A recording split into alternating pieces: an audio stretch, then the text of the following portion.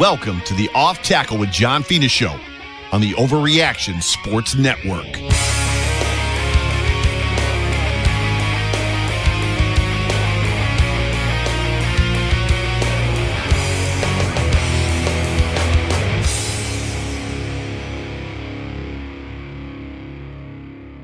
What is going on, everybody? Welcome to the Sahlen's Off Tackle Show with John Fina. And we are happy to be here tonight on the Overreaction Buffalo Sports Network, powered by FanDuel. And we're going to have a good show today. Won't be too long because we need all the positive eyes and mindsets we can on the television tonight as the, 2 and whatever or 3 and 8 Giants are going to upset the New England Patriots here in a little bit. So we're going to drop a good show on you. We're going to show you some film like we always do. John's going to break some stuff down. We got questions for each other because that's what we do. But we don't want to miss the opportunity to watch that big upset tonight in Foxborough. John, what's up, brother? Whoa, speak it into existence, Jerry. I mean, what could be better for the Buffalo Bills than to see the Patriots drop one to the 2-10 Giants? That would be unbelievable, right? I mean, kind of feel like it's kind of ripe for an upset. You know, it's that time of the season. So best of luck to the G-men tonight.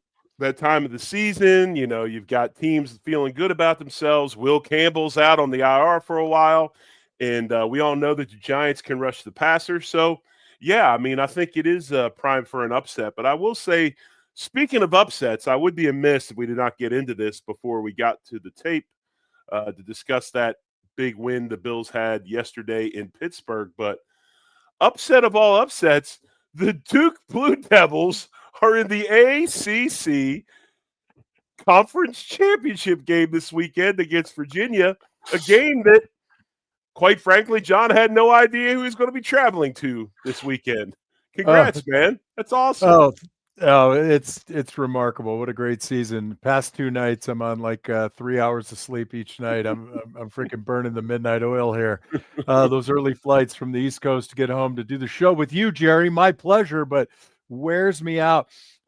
Incredible season for Duke. Only 7-5, but 6-2 in the conference. But the way the tiebreakers stack up in the ACC, it puts Duke in the title game against UVA. And that's like people say backing into this. This was like a mile of backup, the semi-trailer with the beeping noise.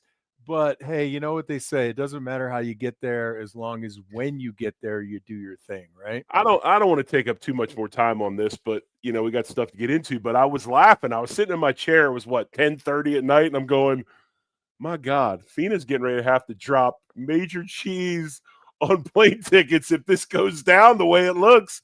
Cal gets the upset of SMU, and the first thing I hit Fina with is, are you selling plasma this week? Like, is it, you got to go on a fundraiser, like set up a GoFundMe. But no, congrats to Bruno, Rome, and your family. I mean, I dealt with it this year with my 2 boys on the same team. I don't think anybody understands how special of a situation it is when you have 2 kids playing on the same football team, playing, you know, the sport that you played for a living. Just you got pride and everything goes with it, and you smile from ear to ear. But still, I don't think anybody gets just how special that is. Oh, it is, and you're right about the dollars. You know, it's a pleasure to do it, of course, right? But it is expensive getting across this country week in and week out. Plasma's tomorrow. It was lemonade stand today. So if you drove down the street, I was out there hawking lemonade. Jared, what do you think, man? I know you're a busy guy. You're doing a lot of shows on the radio and things of that nature. I obviously, in preparation for the show, had to go back and look at the play of the offensive line. We're all raving about it, especially about Van Demark, 2 words, not 3, and Alec Anderson stepping in. And, you know, initially I kind of had, and tell me what you think about this. After a win, it's like everything is glorious and beautiful, and then you watch the film, and it's never as good as you think and never as bad as you think.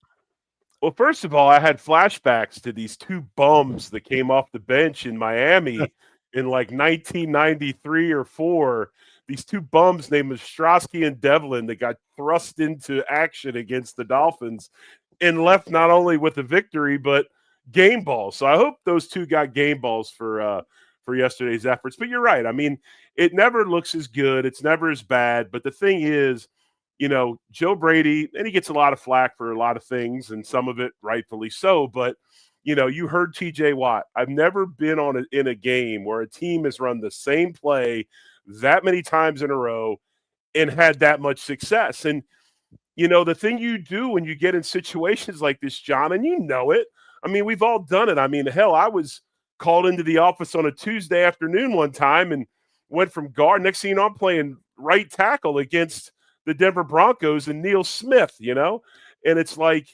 you keep it. I know the old actor, you keep it simple, stupid, but that's what the Bills did. They knew their situation outside. They knew they couldn't get into a passing attack type of game plan because of the limitations outside with the pass rush, and they just went ahead and kept it simple. And when you got a pack like James Cook that absolutely – I saw a stat earlier, John. It was pretty amazing. The Bills had 130-some yards of rushing yards before contact. James Cook had 60-some of them himself. When you're doing that, man, there ain't no time to – it's no time to get fancy. Just keep it simple. Keep doing what you're doing. And, I mean, that's what they did yesterday and came out with a big win. Yeah, when you lean on them, right? When you just keep leaning on a team with something that's working, I think we kind of get a little drunk in the success of it. But there were plenty of plays that were less than 4 yards. We had a couple of negative plays on that. But it takes me back to the movie Remember the Titans, and they were talking about the triple option. It's like Novocaine, right? You eject it, you give it a little time, and it'll take its effect. And that's really what they did. Just continuing along on this theme, Jerry, as I was watching it, it was only 7-3 at half, right? And that's typically a time when, you might see a little panic in an offensive coordinator. You might see a little bit like trying to force things, but they really stuck with it after really kind of a bad interception by Josh and then that awful fumble by James Cook. And so my question is, did they stick with the running game out of fear of going to drop back or belief in the fact that they felt that they could exert their will on the Steelers? Well, even being down 7-3, John, the Steelers did nothing to stop the Bills. The Bills stopped themselves. I mean, they had 176 yards, I believe, of offense in the first half. Is it a massive amount? No, but it's still a good amount considering how much they ran the ball. So, no, I think it was staying with what was working, staying patient.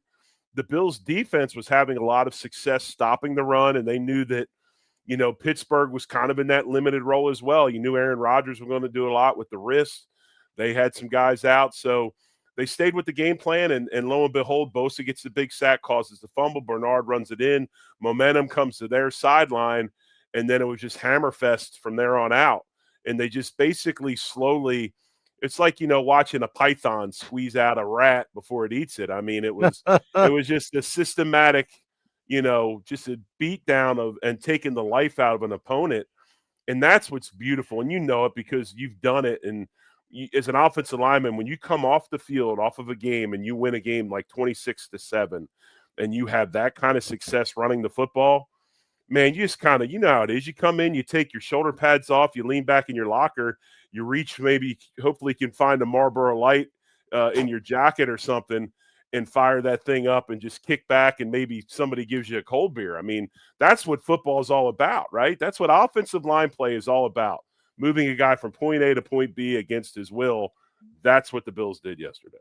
Yeah. So I wouldn't say that anybody was perfect in the game, and they never are, but I felt like the effort and striving to get on blocks and covering guys up. And then when things weren't exactly in front of them, there was some extra effort for guys to reach out, affect the defender, and just continue to provide James Cook this opportunity to cut back here and there or to take it out the play side. And with 42 minutes of ball control and running the same play upwards of 30 plus times, I just really felt like when you're coming off the bench, basically like Anderson and Van DeMark are doing, like, this is the best thing for those guys. We don't know if they're going to be called into service next week at this point either. So getting them getting them in game shape because they're not, and then giving them the familiarity with Josh again, how the offense works and the flow of everything. This was just like the perfect game to really kind of jump into that. And what was interesting, and you're going to get into it in a little bit with the film clips, and I'm excited about it because I'm glad you pulled these up, is that, and I don't know if they did it by accident or it was a concerted effort to do it this way. I imagine it was probably more towards concerted effort. The way they ran the ball and the blocking scheme they used, it basically went right into what Alec Anderson's been doing. We talked about it last night, what he's been doing the last couple of years in the jumbo package, which is just mash that whole side down inside. And then you got Vandermark, who basically is a creature. I mean, he's a big, long dude, maybe not super bendy, but he can move and whatever. Use him to wall off the outside in that 3-4 because they've got those stand-up outside linebackers and just smash this thing and then manipulate the running play, John, and you're going to show us on these clips by how they hand the ball off and where they fit the blocking scheme, though, where even though the blocks may look the exact same, the defense and the linebackers and safeties are manipulated by how the ball is handed off and where it's handed off. I thought it was brilliant, actually. I mean, again, it goes back to that keep it simple, stupid. The linemen didn't have to think very much. And, it was good stuff. Jerry, I just, it was kind of fun as an offensive lineman to see everybody eats come over to the offense or the running back and right. Quarterback side of the ball, right? Everybody got a touch. Ty Johnson got a couple of receptions, 3, I think. And Ray Davis looked good. Obviously, James Cook, of course. Josh got a few runs in, a few called runs and a few scrambles. Everybody eats in the run game. And speaking of everybody eats, you are listening to the Sahlen's Off Tackle Show with John Fina. Jerry is my guest and partner tonight. And that reminds me that you can go to the Anchor Bar in 17 different locations around the country because the Anchor Bar franchises. So now you can come to Tucson, Arizona and hang out with me. You can go to Frisco, Texas. They're opening soon in Raleigh, North Carolina. It is the original Buffalo Chicken Wing.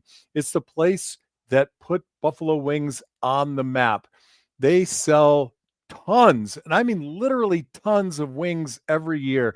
In addition to their great wings, you can get appetizers, boneless wings, chicken tenders, pizza, beef on weck, fresh burgers, sandwiches, salads, and wraps. Jerry, they got a great cheeseburger, I'm telling you. And a few IPAs to go along with that.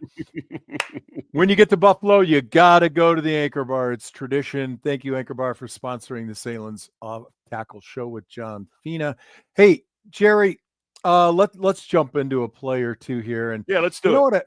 What I found a little bit curious is they almost ran 57 exclusively. Thank right? you. Yes. That's basically what Jerry and yes. I, that's a play you all know Thurman Thomas from back in the 90s, 80s and 90s, basically running to the weak side, to the left. And we ran the living hell out of this. I titled this one wide receiver on the backside because I want you to kind of bring people through this sort of variation. We didn't do this stuff when we ran this play. We didn't add all of these different variations with receivers and tight ends with kind of fold blocking and things of that nature. Right. And I thought it's a pretty cool wrinkle. And here's the key to me. If you go back to the start, John, and we talked about this last night on the post-game show, and if you didn't watch it, you can go on YouTube or you can go online and get on one of your podcasting platforms. But the key to this thing was, and they changed it up here in a second, but let it play a little bit and then stop it. So they went head up nose on this one. And basically what they're trying to do is they're trying to protect that queen, the middle linebacker. A lot of times they shift the guys over and because of us playing 3 guys out here on the outside, Shakir, Hawes, and Shavers, because we have those guys over there, they have to bump over. And by doing that, we manipulate the front of the Steelers. Now we have angles.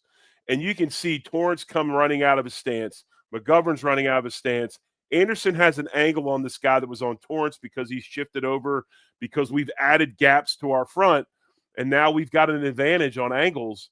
And it's really hard to stop this. Hawes is going to wreck this up here. I mean, really good manipulation of the Pittsburgh front by how we lined up with this compressed set on the right-hand side.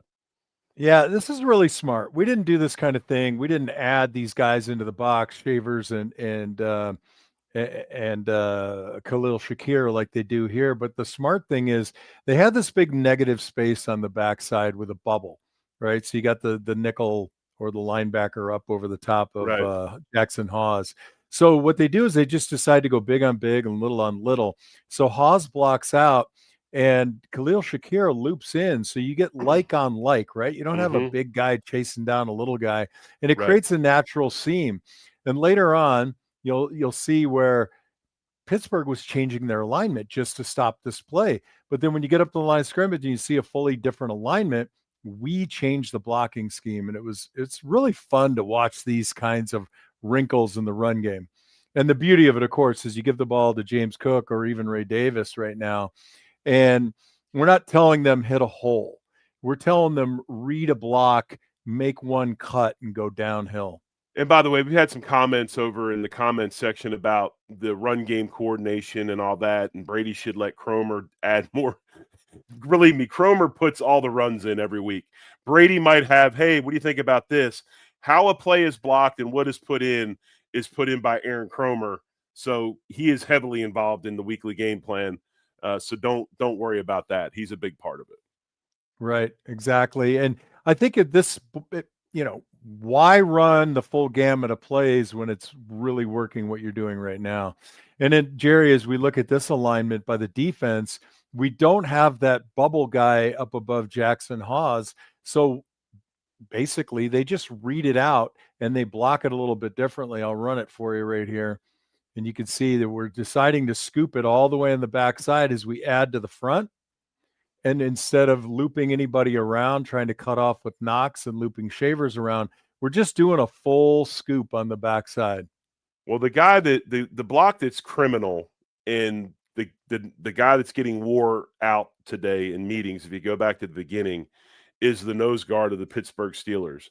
The fact that Torrance can go ahead and reach him from a head up nose position, that's bad ball. Now, granted, Pittsburgh does two gap their noses, so they kind of play it slow, but still, this is, McGovern's unabated up to 50. You've got 4 for 3 on the backside. You can do the math, and if you guys are watching this, this is kind of how it all comes together. How they run the ball and where they run the ball has to do with math. It's simple math. If we've got 4 guys, they got 4, we can run it. If we got 4 and they got 5, we can't. We got to go the other way. If you look at the backside of this play, they consider the nose guard a half because he's head up on the center. So we've got actually 5 guys for 3.5. That's pretty good odds. Pretty good odds. If you're going to Vegas, it's pretty good odds. Yes, somebody's going to trickle down over here up on top of Shavers late. But by the time that happens, we're already moving these guys downfield. Now I was looking at it from the sideline view, Jerry. We actually did have really good movement. We were either fronting guys up, hat on a hat, or we had them moving quick enough, and we were leveraging underneath that breastplate and getting guys moved downfield, whether it's a yard or 2, and that just creates more and more seams. And I'll tell you another thing I noticed about that. We ran this out of a lot of static sets. Yes. And we have in the past run this with a lot of motion, and I think that's caused some confusion on the backside. See, these little guys over here on your far right, they don't like math, right? Offensive linemen from tackle to tackle, they love to count. Of course, we can only count to 3 or 4, and that's okay. But the guys on the backside, they're like, wait, is it 3, 7, 6, 8? So they get a little bit confused. So by lining up in these static sets and forcing the Steelers, who are, kind of that 3-4 is a little bit of a dartboard defense to me. So if you can figure out who number 2 is on this scheme, if you're a backside Shavers or Knox, you can pretty much riddle out who you're going to have and work a pretty good combination. Exactly. And the other thing is when you go motion to it, sometimes brings people into the equation, pulls them into the box, which clouds things up as well. I was really happy to see 22 run it well yesterday. I was really happy to see him run it. I mean, I think he was a great change up to James Cook. They were so worried about the cutback. When you brought him in, boom, it's downhill. and there's no time to sit and think because he puts his foot in the ground and goes. Ray Davis had a really good game yesterday. I thought it was really good because of the contrasting running styles between him and James Cook. No question about it. Jerry, I'm going to bring up, I have to call out Shavers over and over because he just did an amazing job in this entire game. And, Jerry and I have seen tight ends and receivers block every now and again, right? Not for 40 plays, not for 40 or 50 run plays. And this is what we got out of our tight end group, and specifically at the wide receiver position. Shavers was insanely good the entirety of the game. And I just want to show this backside cutoff over here where the effort that he puts in. Now, this is a defensive lineman, right? It's a stand-up linebacker, a lineman. Shavers probably gives up, 40 or 50 pounds here? Yeah, that's a guy by the name of TJ Watt. That's TJ Watt, John. Oh, I never heard of him. Is he any good? I think he's okay. Yeah, he's pretty good. So I'm going to click this over just a little bit. Again, we got this bubble look again, where up above Dawson Knox right now, you got a safety walking down into the box. And then on the snap of the ball, Knox is going to head to that safety. And TJ Watt, he was the one, Jerry, wasn't he, kind of saying, oh my God, I've never seen one play called so many times and we couldn't stop it. Yes. Kind of think this should have been his opportunity going against Shavers. Watch what Shavers does here. Just gets his hips around. Boom. Look at that. You know what's great about this, Jerry? Tell our listeners when you see what you see here. Well, I see I see everybody's covered up. You got a hat on a hat. That's right. There's no jersey. Every black jersey is consumed by a white one. But here's the thing too, and I hate to do this, but I'll give TJ a little bit of credit. If you let this run out, he's probably got boot counter responsibility over here, so he's not chasing. But I mean, that's fair. Still, it's that, and that's probably a little bit of why they let Shavers go in there and do it. But still, I mean, I think it's a great job by him, and he doesn't let him retrace and make the play. He stays with him and runs his feet. That's a huge deal. That's as big of a deal on this as anything is when he chases him upfield and doesn't allow him to retrace into the play. Exactly right. The inflection point for him was right about here, and I'll freeze it, where he's got TJ leveraged. And at this point, some of these guys that are wide receivers will get, kind of, I don't want to say give up, but not put forth the type of effort that, linemen and tight ends do. But he really works his hips upfield and he shuts that off. Go back to the beginning real quick. Or go ahead. Jerry said a hat on a hat. But when I look at this, I'm like, I can read almost everybody's numbers on the offense. Yes. And that's incredible. Here's something that I wanted to look at. And if you notice, remember, we had a play a couple plays ago where the nose guard was head up on the center. Now, because they're getting pummeled, especially backside, they decide to shift because of the numbers. Again, we got 1, 2, 3, 4, 5 over here. They shift this nose over because of what they're playing behind it in coverage, and they've got to account for gap integrity. All this does is give Torrance even more of an angle, and it gives McGovern a free release, and it makes this even cleaner and that much better for the Bills, and that's what you see here. And that's what Jerry's talking about right there. I'm going to give you just a couple of forward clicks. McGovern free to get to the linebacker. Torrance gets over and covers up the nose. Alec Anderson releasing to the guy at depth. And Jackson Hawes doing a great job. When you look at this, Jerry, how many different places right now can either Davis or Cook hit this play? Every one of them? 1, 2, 3. He's got 4 gaps at least. He's got 4 gaps. He can go front side A, or you can go front side B, front side A, backside B. 4 gaps. Nothing gets former offensive linemen excited like freaking running the ball down people's throat. The only thing that gets us more excited than that is a good Sahlen's hot dog, Jerry. Come on now. Founded in 1869, the 5-generation Sahlen's family has been turning out hot dogs and deli meats highest of quality, 15 million pounds of meat across the country every year. If you don't have Sahlen's in your local grocer, and you should check because they've got about 15,000 retail partners. If they're not there, go to Sahlen.com, order your hot dogs, order your deli meats, and just remember, if you're like me and you're like Jerry and you're offensive lineman like-minded, it's hot dog season every day of the year. So get out there. Thank you, Sahlen's. Jerry, the last play I'm going to bring up.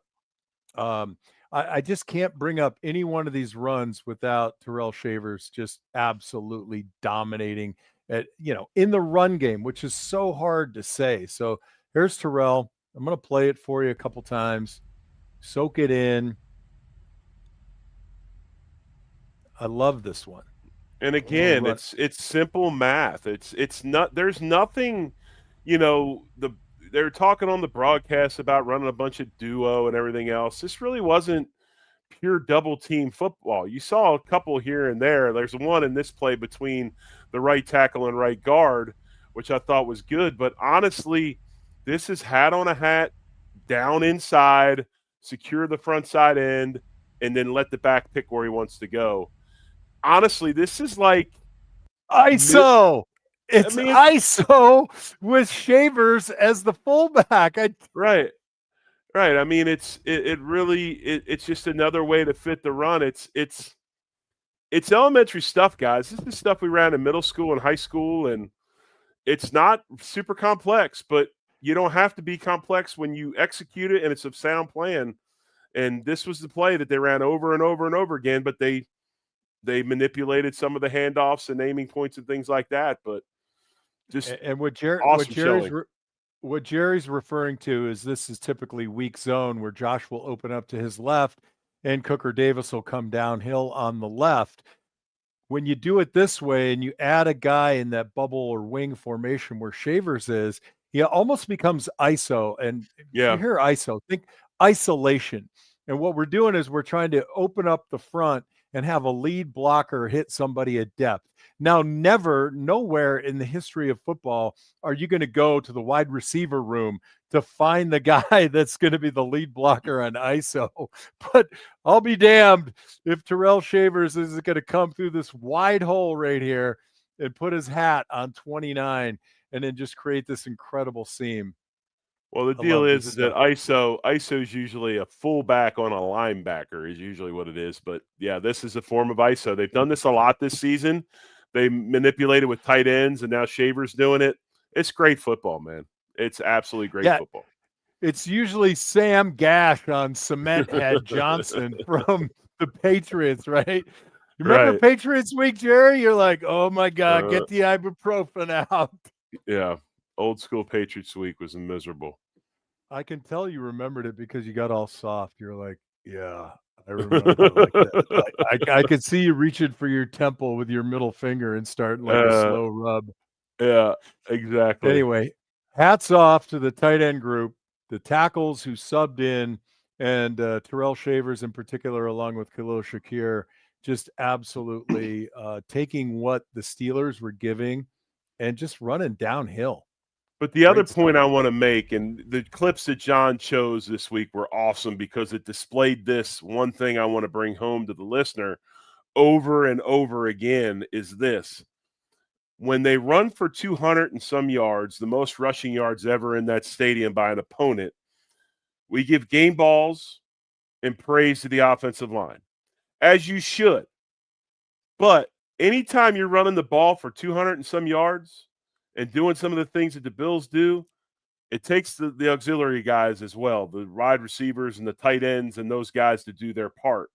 And in this video, these clips we shown tonight, you can see that over and over again.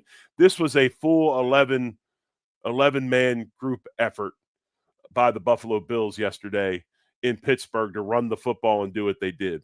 Yes, the five guys up front played great, but Shakir, Shavers, Hawes, Knox, those guys did their part as well. Yeah, they really did. Jerry, all right, so it's going to take me a second to get here. this type of alignment, we've done it before. We have forced the ball down our opponent's throat, right? We're 1 or Yeah. 2 in the league in the run game. We've had these conversations about we don't have deep threats. We don't have guys that can separate. You can use whatever parlance or lingo you want. I don't care. Here's my question. Is Joe Brady going to figure out a way to come up with route concepts off of some of these static formations? And we did see it a little bit in this game. We saw some mini rolls. We saw some bootlegs. The bootlegs weren't terribly successful. The mini rolls gave Josh a little time, but I didn't think that the route trees and the route concepts were particularly effective. Right. Do you think that's where Brady needs to go with the group that we have? I think so. Without Kincaid, and the reason we ran so much 13 was because when people hear 13, they think it's a power set, okay? And it does look that way. But when you have Kincaid playing, he's now actually the slot receiver. So you've got multiple receivers. So you get tremendous amount of mismatches because you can manipulate things in the run and then hit passes because you got a tight end that runs routes like a wide receiver. Without him playing, you get limited in that aspect. Now, Shaver's coming in and kind of maybe playing that spot. You can do some things. I'm with you, John. I've always been, when you're trying to compress these sets and you're trying to do some things in a running game, how can you get plays off of that in the passing game? I've always been a half the field guy, meaning I want to attack 3 levels on one half of the field and roll my quarterback out and let him read the 3 levels and try to make plays. And if it's not there, then let him go. Obviously, John, you look at our quarterback, he loves to roll right. You know, if you're on the left hash and the wide side of the field is right, hit those 3-level routes to the right-hand side, let him roll out, and he's got a head start. So if nothing's there, then he can go ahead and get out and break out. I agree with you. I'd like to see a little bit more of that, the half rolls, move in the pocket, maybe over top of the tackle, and those types of things. And especially in like first or second down where we're not having to try to, yes, taking a shot on first and second down sometimes is warranted. But when you're trying to get things moving and keep the sticks moving, I really do like that half the field concept. It makes things a lot easier on the quarterback. Everything's right in front of him.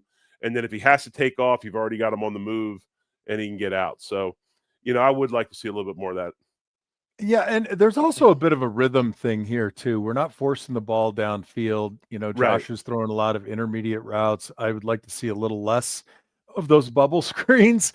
However, my point of saying this is, everything is a learned behavior or a habit, and you got to do things often enough to make it a real habit. And I think I don't want to say Josh is struggling a little bit with some of the downfield throws, but he doesn't look as comfortable. So why don't we tailor the passing game built off of the running game to capitalize what, like you said, and I like the half field concept. And occasionally, you work in that half of the field, the safety starts to cheat, and then you can break a post route behind it on a lonesome corner when that time affords, on the rollout. And the other thing we talked about last night, I'd like to see is Johnson and Cook in the backfield at the same time and utilize that 2-back look as well. And you hit some passes out of it like we did in the game. So maybe we'll see more of that as we move along. I almost chose that play, and it was really interesting because Josh, I think it was just a look off to the left to kind of freeze the middle of the field defenders. Yes. And then obviously Ty Johnson let it out in space. So it was almost like a delayed one-man screen with a running back leading it. It was a pretty cool design, and I think it picked up about 6 or 7 yards. Yeah, he hard looks to the left, like you said, and lets Johnson clear the route and then throws that kind of wheel screen back to the right. It was exactly what you saw is what happened. Awesome. Hey, guys, thanks for joining us. Jerry's going to close us out, but together we're going to talk about tomorrow's On the Beat. Who's coming to On the Beat, Jerry? He told us. Big Toe told us. Sergeant Holka told us, and I cannot remember. Was it Tibbetts tomorrow? That sounds right. Don Tibbetts, is that correct? I think that's right. And if you can't make it, I can do it. So it'll be me and Joe and Jerry, or just one of us for On the Beat tomorrow, Tuesday. Wednesday is 7 Days to Sunday with Jerry Ostrowski and Zig Fracassi. They do a great job looking forward at the Bengals game. And Jerry will give you keys to victory and break them down a little bit. Great show. Dan Freddy in Mafia Bets. If betting is your thing, Dan's a professional gambler. He does it great, does it really well. He'll tell you what he's doing. He'll share his thoughts. And then, hey, we've got the walkthrough with Anthony Marino. That's your quick hit. Yeah, right before the game to get jazzed up. So join us on all the Overreaction Buffalo sports content. Jerry, it's been fun, man. I love breaking down plays with you. Good stuff. I enjoy it as well. It's good stuff. You picked great ones tonight. I'm glad you've kind of focused on Shavers and the rest of those guys. They did a good job. And let's hope we can take that momentum and roll into this week and do the same thing. And that defense can build upon another good performance by them. And you know what? We'll be back all week with a lot of stuff for John, for Jerry, for Joe, for Zig, for Anthony. For Dan Freddie, I'm trying to do my best Joe Marino, my best Joe Miller impersonation. For everybody in the comments section, thanks for coming. Share the pod with a friend. We love having you. Much appreciated. I'm going to say it first because Jerry always closes us out. Today, tomorrow, and always, go Bills. Much love, people. Thank you. Go Bills.